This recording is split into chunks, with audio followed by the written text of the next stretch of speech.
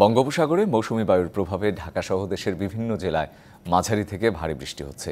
বৃষ্টি আরও 10 দিন অব্যাহত থাকতে পারে বলে জানাচ্ছে আবহাওয়া অফিস। ভারী বৃষ্টিতে বিভিন্ন এলাকায় দেখা দিয়েছে জলাবদ্ধতা। খাগড়াছড়ির কয়েক জায়গায় দেখা দিয়েছে পাহাড় ধস। বঙ্গোপসাগরে সক্রিয় মৌসুমী বায়ুর প্রভাবে আজও ঝালকাঠিতে বৃষ্টি অব্যাহত রয়েছে। বিভিন্ন স্থানে জলাবদ্ধতার সৃষ্টি হয়ে বাসাবাড়িতেও পানি প্রবেশ করেছে। এতে ভোগান্তিতে নগরবাসী। পায়রা সমুদ্র বন্দরকে ৩ নম্বর সতর্ক সংকেত দেখিয়ে সব মাছ ধরা ট্রলারকে সাবধানে চলাচল করতে বলা হয়েছে। সুগন্ধা ও বিষখালী নদীতে একদিকে জোয়ার, অন্যদিকে টানা বৃষ্টির পানিতে অভ্যন্তরীণ যোগাযোগ বিপর্যস্ত হয়ে দুর্ভোগে মানুষ।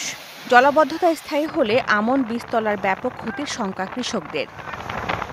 ভারী বৃষ্টিতে বরিশাল নগরীর পলিটেকনিক রোড, আমতলা মোড় থেকে শুরু করে অলিগলিতেও পানি প্রবেশ করেছে। বটতলা এলাকায় দেখা দিয়েছে জলাবদ্ধতা। এদিকে 2 দিনের ভারী বৃষ্টিতে খাগড়াছড়ি সদরের কলাবাগান এলাকায় পাহাড় ধসের ঘটনা ঘটেছে। তবে বড় ধরনের কোনো ক্ষয়ক্ষতি হয়নি। চেঙ্গি নদীর পানি বেড়ে খবংপুরিয়া, বাঙ্গালকাঠি, বৃহত্তর গঞ্জপাড়া, বটতলী, মহালছড়া সহ 10টি এলাকা প্লাবিত হয়েছে। এছাড়া শালবাগান, রসুলপুর এলাকার কিছু কিছু জায়গায় পাহাড় ধস হয়েছে। কক্সবাজারে সোমবার থেকে টানা বৃষ্টিতে সৃষ্টি হয় জলাবদ্ধতা। পানি নেমে যাওয়ায় টেকনাফ মহাসড়কে যানবাহন চলাচল স্বাভাবিক হয়েছে। তবে চকরিয়া, রামু ও পেকুয়া উপজেলার নিম্নাঞ্চলের অনেক মানুষ এখনও পানিবন্দী।